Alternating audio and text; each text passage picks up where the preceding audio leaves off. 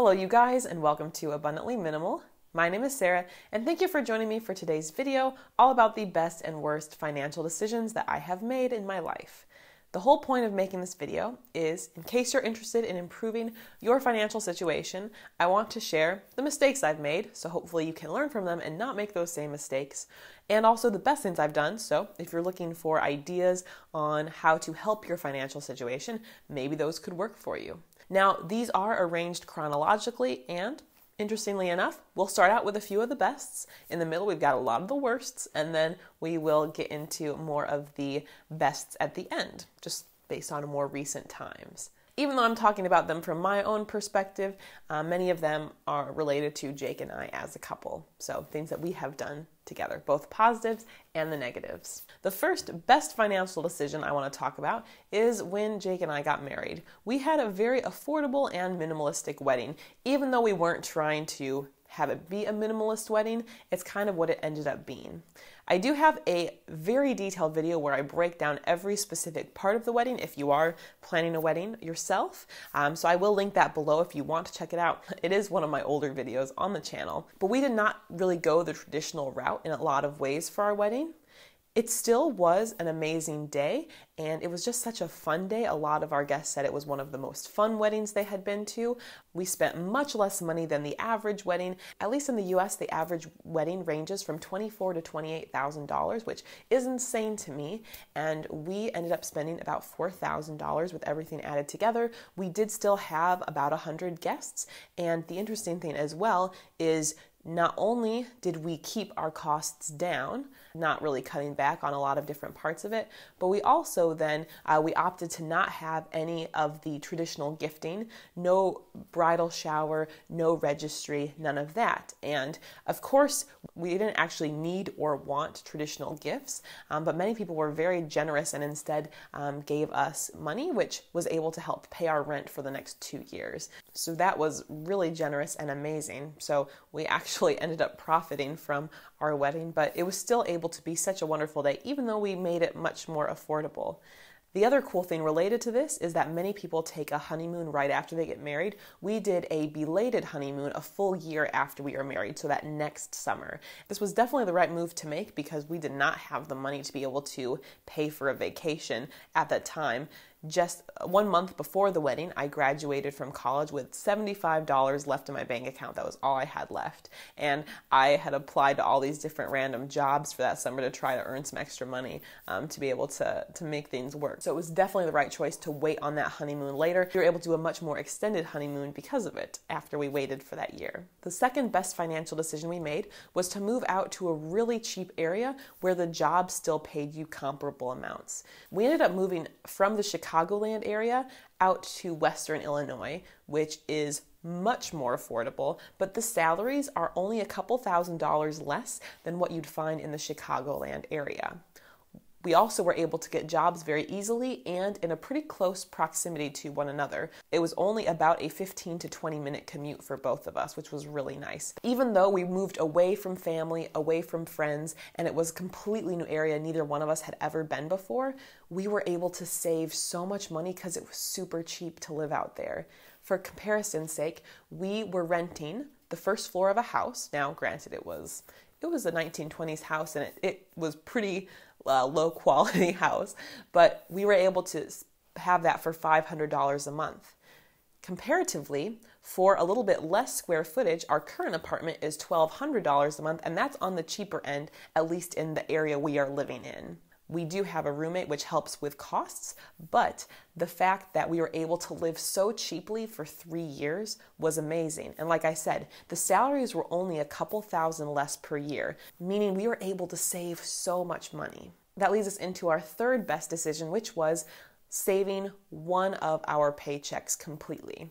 Basically, we made it work. Even though we had 2 incomes, we covered all our costs on just one income alone, which meant that an entire person's salary could go to savings. This allowed us to save up so much money, which was really helpful for both serious things as well as fun things. However, this best strategy of saving all our money is awesome, but we weren't doing the best we could with that, and I want to get into some worst decisions. My first worst money decision was just using a traditional bank account. Now, you've heard me say it on this channel. This is one of my biggest frustrations, is that we were saving our money in traditional bank accounts, which, to be honest, don't pay you pretty much any interest. We have since switched over to high yield savings accounts. We are personally using Discover Savings Account. It is the same company as the credit card, but it's completely different. It's a bank account through them, and the interest is so much higher than what you'd get at the bank. To show the huge contrast, we had our savings accounts in the bank, and we were saving up a lot of money for a future house, that kind of thing at that time. And we might make 30 cents of interest in a month, which is not that great. Switch over to a Discover Savings account, and between our multiple accounts on there, making $150 to $200 a month of interest. That is an insane difference.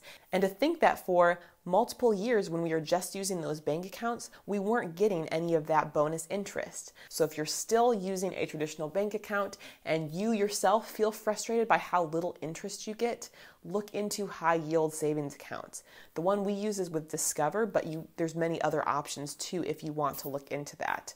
It's so worth it. And the process of it will take you very little time, but you'll start to see those results, especially if you've got a decent amount in savings. The second worst financial decision we made, which also comes from this saving time, we were saving all this money, but for the first 2 years, we were not contributing to our Roth IRA retirement accounts. We are teachers, so we have a retirement account through that, but there's always discussions about how it's getting cut, and honestly, when we retire, I don't know what the situation is going to be. Will there be a pension for teachers? Will there not? It's always kind of a hot mess that's up for debate. So Jake and I have each our own Roth IRA retirement accounts, and we are allowed to, in the US, at least at the time of filming this, we are each allowed to contribute up to $5,500 each year. However, for 2019, they're bumping that up to $6,000 max contributions. So we are maxing these retirement accounts out. So we're putting in the full amount. Now, I did not realize that there were max amounts each year and that I was missing out on major retirement savings. That was pretty dumb that we were saving up the money, but again, that money was just sitting in a savings account, not actually helping us like with these retirement things. The sooner that you start, the better it is. And so we want to have a really secure financial future. So I really wish if I could go back time, I would have funded those 2 years that we didn't. Even if you can't fully fund an account like that, that could be so beneficial for a future depending on what your work situation looks like. Another worst financial decision we made, which is also similar to these other ones, is that we did not start investing sooner. We actually only started investing in 2018. Which I'm pretty embarrassed about because, again, we had the money, and the crazy thing after we read more books about investing is that the compounding interest when you have an index fund is insane. If you start younger and have this account going much longer, you can have a much higher yield long term. There's also lots of really great options of different types of index funds that are out there so you can find something that works for you. And so since we've been starting this year, it's been really positive. We do contribute twice per month. We have the automatic transfer set up there to make it easy for us. We don't have to think about it. And once we hit a certain point, we'll be able to basically bump up our type of investment that we have and then be able to just continue on a really positive track. And since it is a long game kind of thing, we're not investing more than we can afford. We're just keeping that money in there to let it grow, let it do its thing, and then be able to have that as an amazing resource by the time, again, we do retire or in the future. So that's kind of the whole vision there, is to just help your money grow without you having to earn everything. I always love it when there's conversations of it's not about how much you earn, it's about how you use your money. And it's not just about saving it, but doing positive things with it after you've saved it. And so for us, investing is something we're finally doing, but I wish if I could go back in time, I wish I would have started sooner. My last worst financial decision I ever made was not doing a YouTube course back in early 2015 because I thought it was too expensive. There was a course, it was kind of a similar model. There's often a free webinar to get people excited about the course and kind of explain what there'll be, and then they share the offer of how much the course is. And I remember I did the free training. I was like, yeah, I want to be a YouTuber. I want to do this. To be honest, it was a different approach than minimalism at the time. I wanted to either go a more environmental perspective or something related to veganism at the time. And so I was thinking that I was interested in doing this course, but then when I realized the course was $600, that kind of turned me away. I was like, wow, that's a lot of money for this. Now, fast forward a little bit, and after the course was done, the person who was launching the course kind of shared that information out of the people who had taken the course if you wanted to check them out. And these people had grown an amazing community on their YouTube channels, and we're looking at actually in the hundreds of thousands of subscribers, amazing video content. And me not doing that, I wasn't yet actually creating videos at that time, was like, wow, yes, maybe short term it was $600, which is a lot of money, but the fact that I could have jump-started this whole part of my life a lot sooner and had been a lot more effective sooner, that would have been really cool. Now, it all works out. I'm not bitter about that. I am really excited because I didn't know about minimalism at that time. I was still living a very unminimal life in a lot of ways.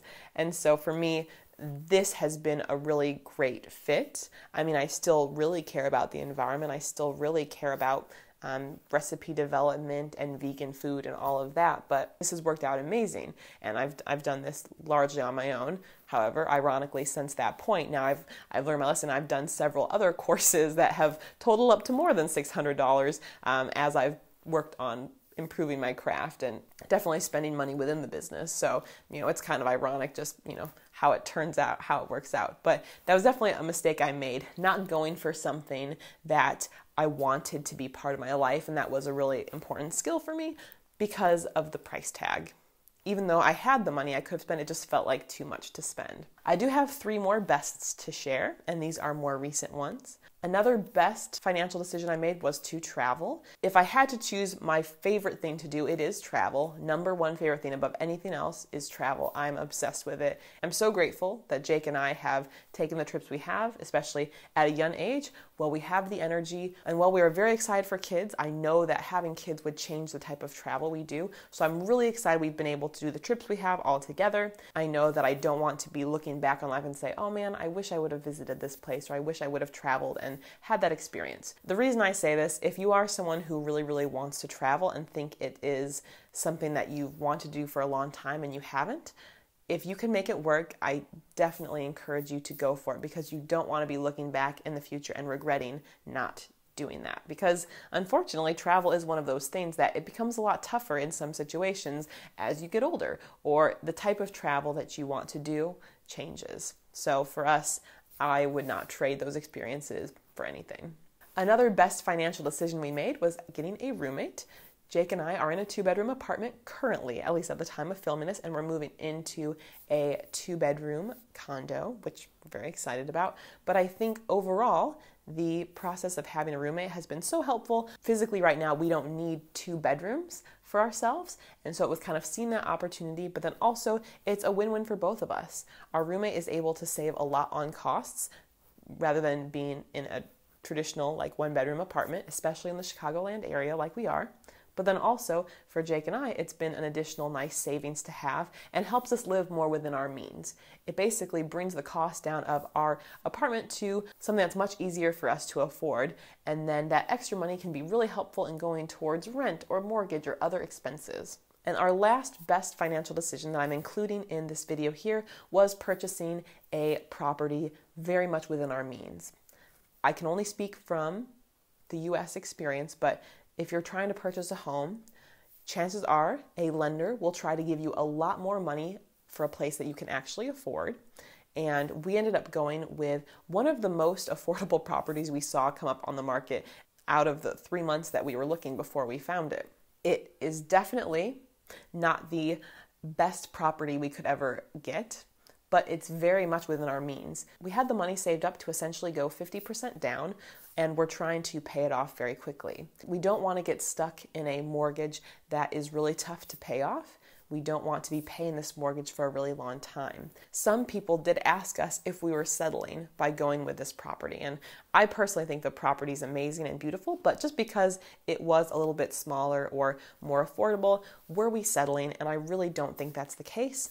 Obviously, everyone has to choose what matters to them, and I would much rather live in a smaller place or more affordable place, but be able to have an abundant life and also meet our savings goals, pay it off quick, not be stuck or bogged down in a mortgage for 30 years, like is very common here in the United States. I didn't want that. And so that was a choice that we made to go with a more affordable option for our area and something that we know we can pay off quickly and without too much extra effort. So for us, that was a really great financial decision. We're excited to get out of the renting situation just because you don't have that same flexibility, and it feels kind of like that money sometimes is just disappearing and you won't see it again. Whereas with home ownership, since our hope is to pay it off in 3 years, like I said, in that case, we'll be able to own that property then and only have to really pay for property taxes and the condo fee, at least while we're in this condo. So for that, I'm really grateful and so happy we went with that decision. It was the second property we had put an offer on. The first property actually ended up being about $60,000 more, which we could have made work, but it would have taken a lot more time and we would have ended up paying a lot more interest long term had we gone with that option. So it all works out. I hope this video was helpful. I know that was a lot of different information relating to our finances. You can actually see more information about this post as well as other details either in the description field below or a blog post that I put together on our website, abundantlyminimal.com. So you can check that out there if you'd like. If you want to check out any of our past financial videos, I will actually link those here for you, and you can subscribe to the channel right here. We'll see you guys in the next video. Bye.